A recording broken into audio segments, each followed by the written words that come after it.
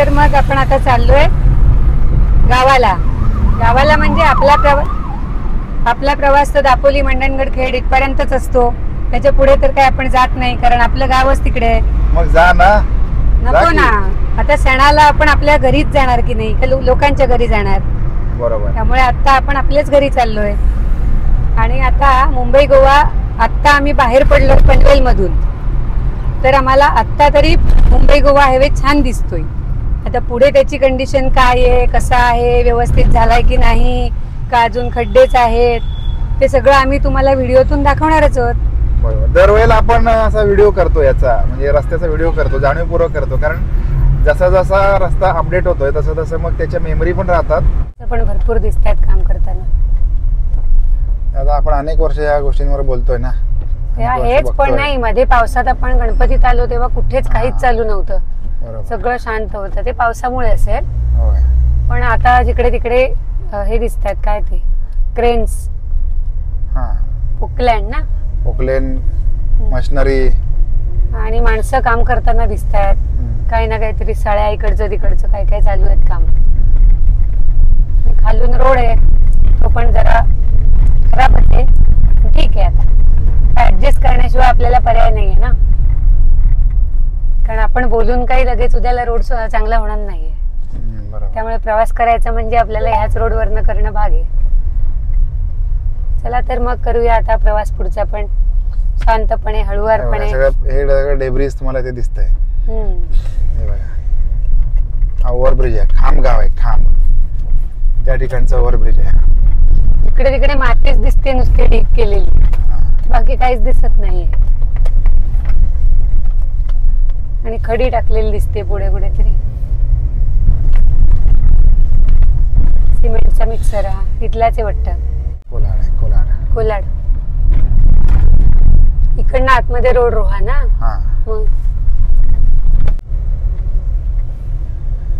हे बघा कोलाडचा रस्ता, कोलाड गावामधून जाणारा रस्ता, आपला महामार्ग. आणि त्याचं काम कसं सुरू आहे ते बघा. मधोमध रस्ता खोदून ठेवलाय. म्हणजे एक्झाम्पल म्हणजे हा ब्रिज आहे मधला. ऍक्च्युअल तसं म्हणायचं गेलं तर हा जो ब्रिज आहे ना, हा मधून जे काम चाललंय ब्रिज थ्रू जाणार आहे. म्हणजे कोलाड ओव्हरब्रिज आहे हा. आणि याचा आता महिना कुठला, आता ऑक्टोबर, बरोबर. ऑक्टोबर मध्ये ही सिच्युएशन आहे. आपण नेक्स्ट टाइम परत एकदा बघूया 2 महिन्यानंतर काय अपडेट होते ती.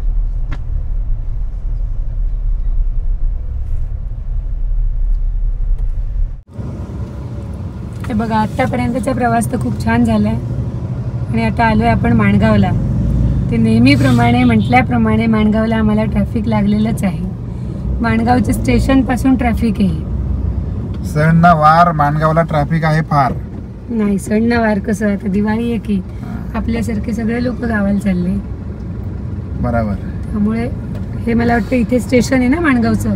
हा, हे माणगावचं स्टेशन आहे. आणि स्टेशनच्या बाहेर पासून म्हणजे स्टँड यायला अजून थोडासा वेळ आहे. 1-1.5 किलोमीटर तरी असेल ना. 1 किलोमीटर असेल, तरी पण आपण ट्रॅफिक मध्ये ट्रॅफिक सुरू झालेलं आहे. आणि आजचं जाणारं ट्रॅफिक दिसतंय, येणारं ट्रॅफिक नाही फार वाटत आहे. त्यामुळे काही शहाणी माणसं, शहाणे गाडीवाले त्या लेन मध्ये शिरले येणाऱ्या गाड्यांच्या. बरोबर. आपण अडकलो माणगाव मध्ये. 15 मिनिटं झाली. 2 मिनिटं आपण थांबलो वडापाव लोणेरे मध्ये. कॉर्नरचा वडापाव खूप फेमस आहे. एक समोसा घेऊ ना. एक समोसा द्या आधी. आता गेले समोसा गरम गरम काढला. इकडे तुला काय पाहिजे बा? तिला समोसा पाहिजे. समोसा गरम गरम काढला बघा. आता घेते बाहेर. आपण लावली इकडे. आणि आता कॉर्नरचा वडापाव खायला जाऊया. हा बघा समोर लोणेऱ्यामध्ये. थांब 2 मिनिटं. तुम्ही आता रस्त्याचं काम चालू आहे, म्हणजे ब्रिज आहे हा. ब्रिजच्या खालीच कॉर्नर वडापाव आहे, फेमस आहे. तिकडे जाऊया आपण आता वडापाव खायला. चला क्रॉस करूया. समोसा पण 1 नंबर आहे. समोसाची क्वालिटी पण 1 नंबर आहे. होऊ शकते इतकी गर्दी असते, दिवसभर गर्दी असते या वडापावला. समोसा एकदम गरमागरम आहे, वेगळी टेस्ट आहे ना. तुला आवडला समोसा?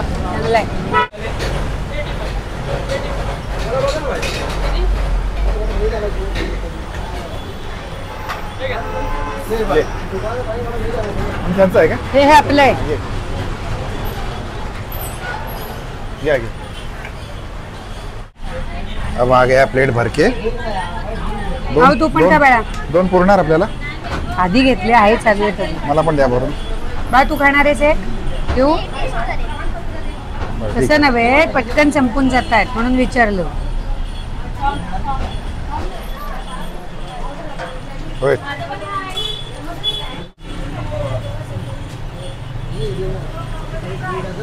घेऊ का एक.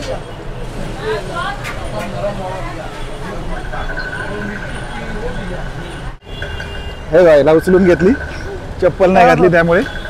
हा उतर. हा. हा चला 2 वडापाव खाऊन झाले आपले. मस्त 2 वडापाव खाल्ले, 2 समोसा असे चौघांमध्ये खाल्ले आपण. आणि चला आता निघूया. चावी महाड सरळ जायचं तुम्हाला.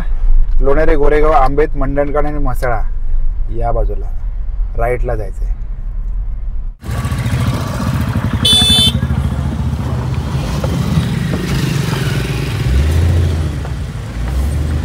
महाडचा स्टँड आहे. महाड जसा आहे तसा आहे, कित्येक वर्ष बघा तुम्ही, काही बदल नाही त्याच्यामध्ये.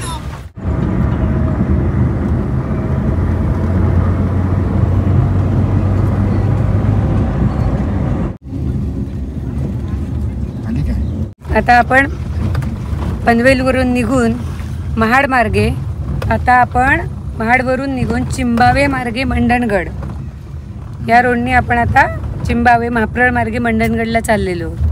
आणि आता मला वाटतं संध्याकाळचे 4:30 पावणे 5 वाजलेले आहेत आणि सूर्य बघा किती छान दिसतोय. हा बघा खूप सुंदर वाटतंय संध्याकाळचं वातावरण. एकदम सकाळ नाही, एकदम ऊन नाही, एकदम संध्याकाळ नाही. 4:30-5 वाजताचं वातावरण आहे. आणि रस्ता बघा आमच्या गावाकडचा.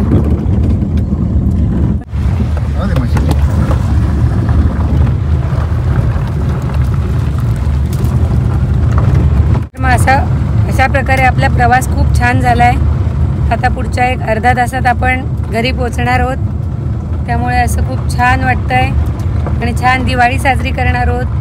तुम्ही सगळे आपल्या कुटुंबियांसोबत छान दिवाळी साजरी करा, एन्जॉय करा, फटाके जपून फोडा, भरपूर फराळ खा आणि वजन वाढवा. नाही वजन नका वाढू. वजन मापात ताब्यात ठेवून फराळ खा, नाही तर परत तुम्हाला वजन कमी करावं लागेल. त्यामुळे चालेल. आता कंटाळा आला आहे, आता दमल्यासारखं झालं आहे. त्यामुळे आता आपण आजचा हा ब्लॉग मुंबई गोवा महामार्गाचा किंवा ट्रॅव्हलचा इथेच एंड करतोय. भेटू आता दिवाळीच्या नवीन ब्लॉगमध्ये. Bye bye.